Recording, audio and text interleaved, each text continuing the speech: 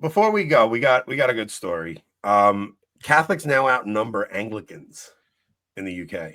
Well, so I've talked to Anglicans about this, and they think it's a little more wonky than that. It's more a question of, I don't know. I mean, I disagree with him, but I just wanted to put forth the notion that the accuracy of that is not actually all there. Yeah, but we don't care what Anglicans think. What was the stat, Anthony? Did he give a stat? Okay, so I'm pulling it up. I was going to say, Connor, don't debunk what we haven't even discussed yet.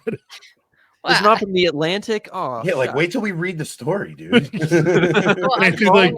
Calm down, Connor. Calm down. Anthony hasn't even said it yet, and Connor's like, "No, you're wrong. Shut up."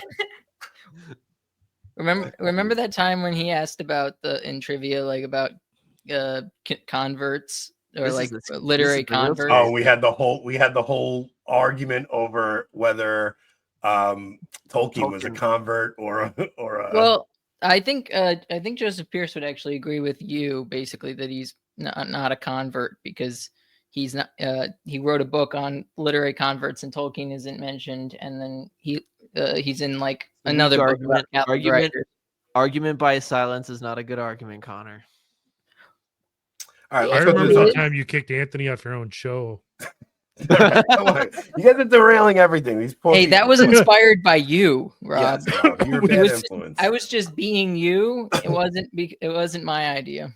All right, here we go. A new study from the UK has found that among members of Gen Z in the UK, it's not all Catholics, it's Gen Z Catholics. Okay. In the UK, Catholics now outnumber Anglicans 2-1. Wow.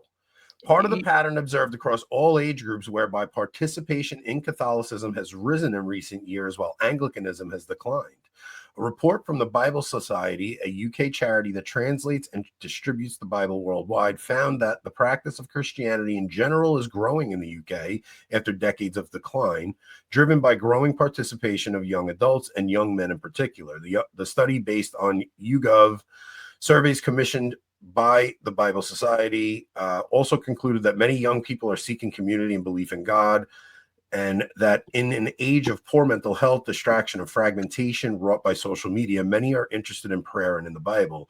The results of this thorough and robust study demonstrate that over the space of only 6 years, there has been a significant growth in the numbers of people going to church. Christians are practicing their religion more intentionally. More young people are finding faith. More people are reading the Bible. The reports. Okay, so this is actually an interesting topic.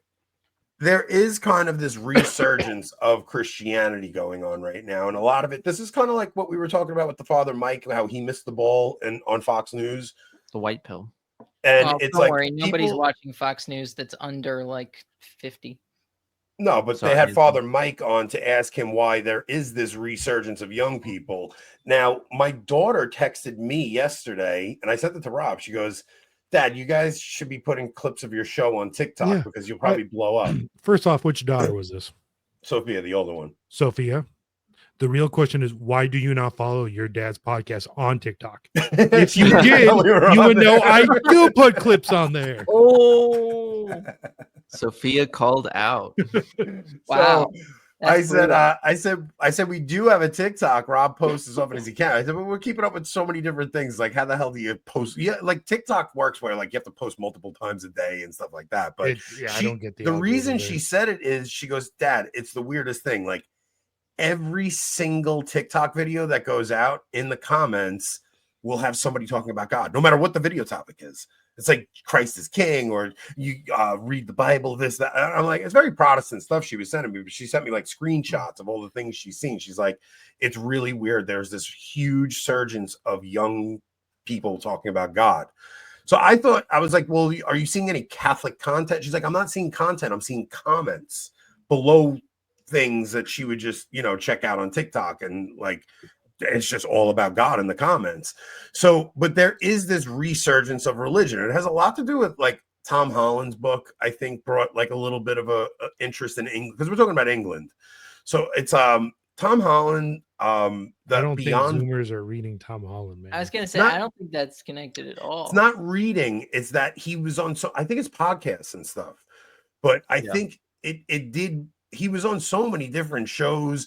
and then that Beyond Belief podcast, like they're all talking about this like resurgence of Christianity. And even that ARC conference that Jordan Peterson did, they had Bishop Barron come and Jonathan Peugeot spoke there. Like those two talks, Peugeot and Bishop Barron, were the two everybody loved the most because they talked about once God. again, not Zoomers. Also I think not it's a Zoomers. completely different audience. I mean, some of them might be Zoomers, but they'd be like connected Zoomers. I think this is a moment, especially in the report that it's Catholicism, just like a moment to praise God, because it's, I mean, England especially right now really needs the light of Christ. I mean, you know, God always works tragedy for the ultimate good, and so I just pray that the mass amounts of Muslims there come into contact with the true faith and therefore are saved, because I mean that's the ultimate thing.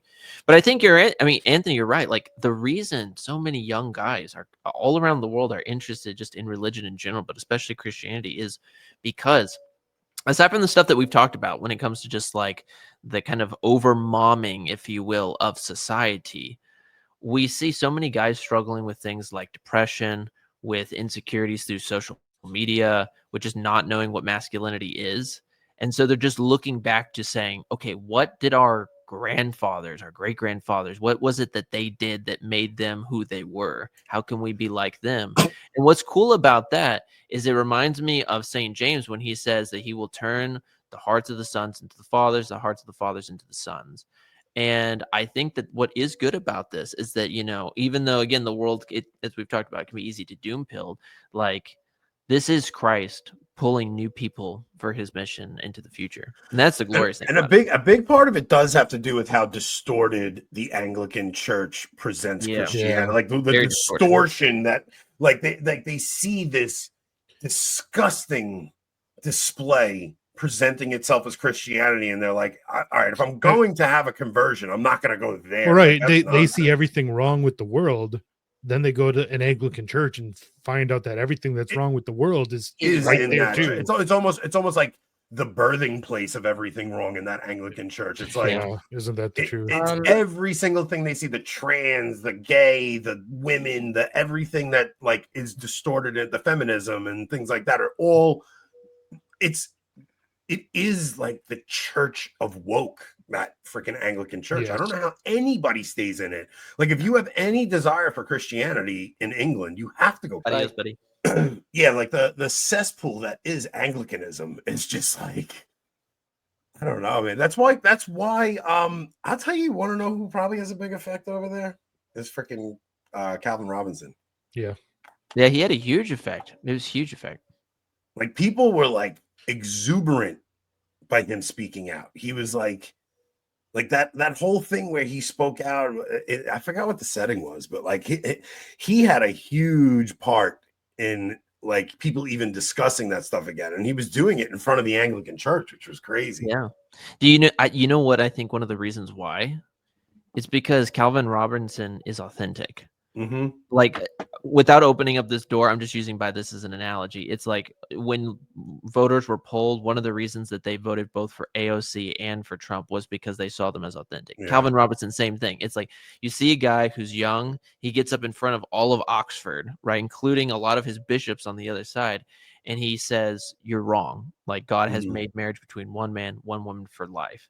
That's what people are wanting. That's what young people want. Because to think about this, if you're, you don't have to be young to see this, but if you're young and you're looking up at your elders and you're like, okay, this elder claims that he's part of the one true religion, if you will, but yet at the same time, he violates every single precept of the religion. And it's not that he's just a sinner trying better. It's that he openly mocks those things. Why should I have any part with